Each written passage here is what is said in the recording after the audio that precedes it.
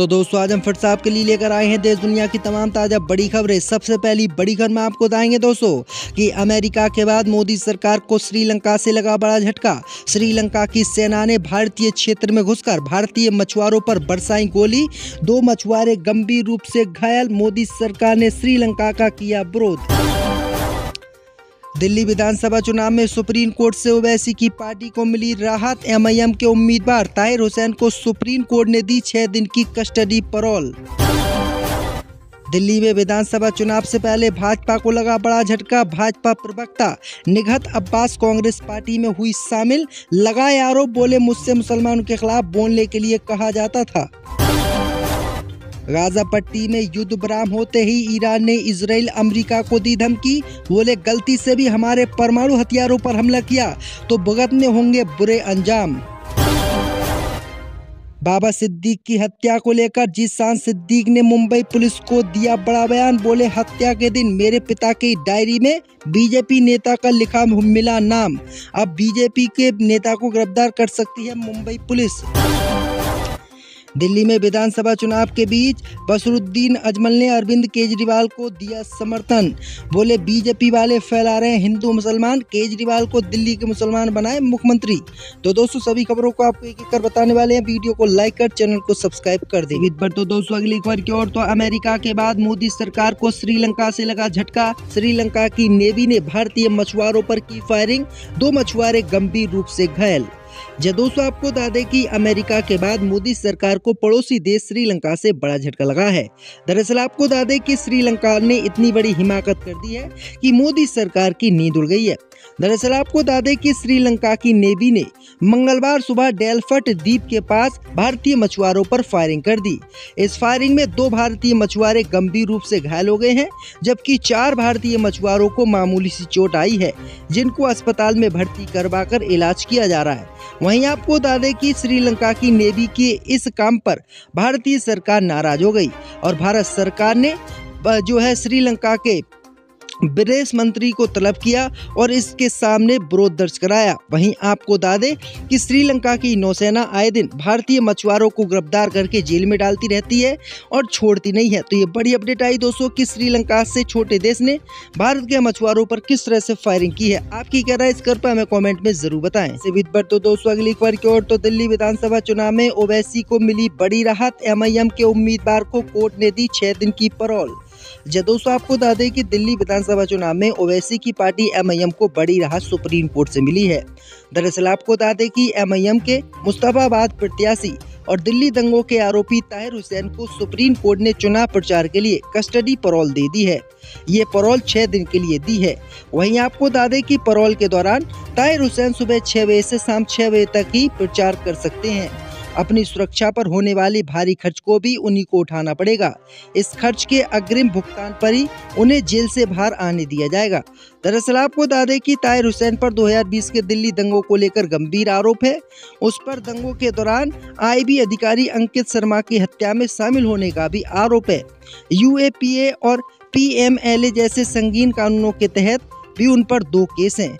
इसी दंगों के दौरान आम आदमी पार्टी के पार्षद हुसैन को भी इस बार एमआईएम ने टिकट दिया है। तो ये बड़ी अपडेट आ रही है दोस्तों। इसी पर तो दोस्तों अगली खबर की ओर, तो दिल्ली में विधानसभा चुनाव के बीच भाजपा को लगा झटका। भाजपा की प्रवक्ता निघत अब्बास कांग्रेस पार्टी में हुई शामिल। दोस्तों आपको बता दें कि दिल्ली में विधानसभा चुनाव के नजदीक आते ही भाजपा को आज बड़ा झटका लगा है। दरअसल आपको बता दें कि मंगलवार को नई दिल्ली स्थित अखिल भारतीय कांग्रेस कमेटी के मुख्यालय में बीजेपी की बड़ी नेता और प्रवक्ता ने भाजपा को छोड़कर कांग्रेस पार्टी को ज्वाइन कर लिया है। दरअसल आपको बता दें दोस्तों कि दिल्ली चुनाव से पहले ही भाजपा की प्रवक्ता निघत अब्बास कांग्रेस पार्टी में शामिल हो गई हैं और उन्होंने बीजेपी पर आरोप लगाए हैं कि बीजेपी जब भी उनको टीवी पर भेजती थी तो मुसलमानों के खिलाफ बोलने के लिए कहती थी। उन्होंने कांग्रेस पार्टी में शामिल होने के बाद कहा है कि कम से कम अब मुझे इतनी तो राहत है कि मैं टीवी पर जाऊंगी तो मुझे मुसलमानों के खिलाफ बोलने के लिए नहीं कहा जाएगा। तो ये बड़ी अपडेट आई दोस्तों कि बीजेपी के प्रवक्ता ने भाजपा की ही पोल खोल दी है। पर तो दोस्तों अगली खबर की ओर, तो गाजा पट्टी में युद्ध विराम के बीच ईरान ने अमेरिका इजराइल को दी धमकी। बोले गलती से भी हमारे परमाणु हथियारों पर हमला किया तो आपकी नहीं खैर। दोस्तों आपको बता दें कि गाजा पट्टी में युद्ध विराम होने के बाद ईरान ने अब इजराइल अमेरिका को कड़ी धमकी दी है। ईरान ने अपने परमाणु संयंत्रों पर इजराइल और अमेरिका के किसी भी हमले के खिलाफ कड़ी चेतावनी दी है। ईरान के विदेश मंत्री अब्बास अगारची ने स्काई न्यूज से एक इंटरव्यू में कहा कि अगर ईरान के परमाणु ठिकानों पर इजराइल या अमेरिका ने हमला किया तो इसका सामना ईरान तत्काल और निर्णायक प्रक्रिया के साथ करेगा और इसका मुंह तोड़ जवाब देगा। ईरान ने कहा कि अगर अमेरिका या इजराइल में से किसी ने भी हम पर हमला किया और हमारे परमाणु हथियारों पर हमला किया तो इसकी कीमत इन दोनों देशों को चुकानी होगी और हम पीछे नहीं हटेंगे और हमले हम भी बराबर करेंगे। तो ये बड़ी अपडेट आ रही दोस्तों। इससे भी तो दोस्तों अगली खबर की ओर तो महाकुंभ में गंगा स्नान के विरोध में उतरे कांग्रेस अध्यक्ष मल्लिकार्जुन खड़गे बोले गंगा नहाने से भारत में नहीं खत्म होगी गरीबी। दोस्तों आपको बता दें कि उत्तर प्रदेश के प्रयागराज में इस समय महाकुंभ चल रहा है और महाकुंभ में हिंदू लगातार डुबकियां लगा रहे हैं। वहीं आपको बता दें कि गंगा नहाने पर अब कांग्रेस के अध्यक्ष मल्लिकार्जुन खड़गे ने ऐसा बयान दे दिया है जिससे हिंदूवादी संगठन सहित भाजपा नाराज हो गई है। दरअसल आपको बता दें कि कांग्रेस अध्यक्ष मल्लिकार्जुन खड़गे ने हाल ही में महाकुंभ मेले के दौरान भाजपा नेताओं की आलोचना की है। उन्होंने कहा है कि क्या गंगा स्नान से देश में गरीबी खत्म हो जाएगी या भूखे लोगों को भोजन मिलेगा, और आरोप लगाया है कि भाजपा नेता केवल कैमरे के लिए संगम में डुबकी लगाने आते हैं। ये बयान उन्होंने मध्य प्रदेश के महू में जय बाबू जय भीम जय संविधान रैली में दिया है जो डॉक्टर BR अम्बेडकर की जन्म स्थली है। वहीं आपको बता दें कि कांग्रेस अध्यक्ष के इस बयान से भाजपा नाराज हो गई और भाजपा ने पलटवार करते हुए गंभीर आरोप मल्लिकार्जुन खड़गे पर लगाए हैं। तो दोस्तों अगली खबर की ओर तो बाबा सिद्दीक की हत्या को लेकर खुला बड़ा राज। बेटे ने किया दावा, हत्या के दिन मेरे पिता ने डायरी में लिखा बीजेपी नेता का नाम। दोस्तों आपको बता दें कि जीशान सिद्दीक ने मुंबई पुलिस को दिए अपने बयान में एक बड़ा खुलासा किया है जिससे भाजपा की खटिया खड़ी हो सकती है। दरअसल आपको बता दें कि जीशान सिद्दीक ने दावा किया है कि जिस दिन उनके पिता की हत्या हुई थी उस दिन मेरे पिता ने डायरी में बीजेपी नेता मोहित कंबोज का नाम लिखा था।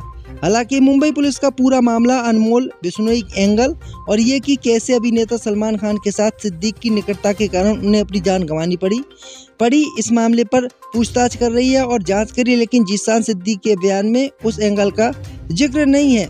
दरअसल आपको बता दें कि जीशान सिद्दीक ने अपने बयान में ये बातें बताई हैं। उन्होंने कहा कि जब मेरे पिता की हत्या हुई उस समय उन्होंने जो है बीजेपी नेता का नाम लिखा है, यानी बीजेपी नेता को ही पुलिस उठा सकती है और इनसे पूछताछ कर सकती है, इनका भी कोई एंगल होगा या फिर नहीं। इससे भी बढ़ तो दोस्तों अगली खबर की ओर तो दिल्ली में विधानसभा चुनाव के बीच बसरुद्दीन अजमल ने अरविंद केजरीवाल का किया समर्थन। दोस्तों आपको बता दें कि all India United democratic front के प्रमुख बसरुद्दीन अजमल ने 28 जनवरी को दिल्ली के धर्मनिरपेक्ष मतदाताओं से राष्ट्रीय राजधानी दिल्ली में 5 फरवरी को होने वाले विधानसभा चुनाव में आम आदमी पार्टी को वोट देने की अपील की है। बसरुद्दीन अजमल ने एक वीडियो जारी करके आगामी विधानसभा चुनावों में धर्मनिरपेक्ष मतदाताओं खासकर दिल्ली के मुस्लिम मतदाताओं से आप प्रमुख अरविंद केजरीवाल को वोट देने की अपील की है। अजमल ने कहा कि देश की हालात बहुत खराब है, इस तरह की स्थिति में धर्मनिरपेक्ष वोटों का बंटवारा नहीं होना चाहिए। अजमल ने दावा किया है कि देश के हालात बहुत खराब हो गए हैं। उन्होंने इसी की दुहाई देकर दिल्ली के सेकुलर वोटों से एक तरफा आपको वोट करने की अपील की है। अजमल के बयान पर भारतीय जनता पार्टी ने तीखी प्रतिक्रिया दी है। इससे भी बढ़ तो दोस्तों अगली खबर की ओर तो वक्फ बोर्ड की तर्ज पर सनातन वोट की मांग पर जगत गुरु रामभद्राचार्य का बड़ा बयान, कहा इसकी जरूरत नहीं है। दोस्तों आपको बता दें कि उत्तर प्रदेश के प्रयागराज महाकुंभ में 27 जनवरी को धर्म संसद का आयोजन हुआ था। इस धर्म संसद में संतों, महंतों और धर्माचार्यों की प्रमुख मांग थी कि वक्फ बोर्ड की तरह ही सनातन बोर्ड का गठन किया गया।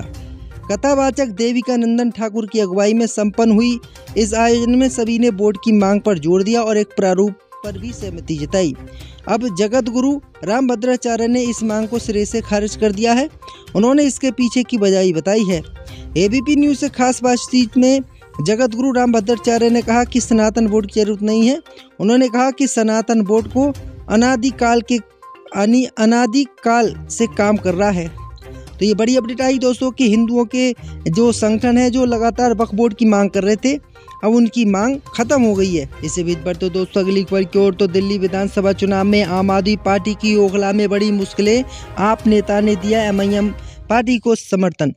जदोसा आपको बता दें कि दिल्ली विधानसभा चुनाव से पहले राजनीतिक हलचल तेज हो गई है। ओखला विधानसभा क्षेत्र में आम आदमी पार्टी को एक बड़ा झटका लगा है।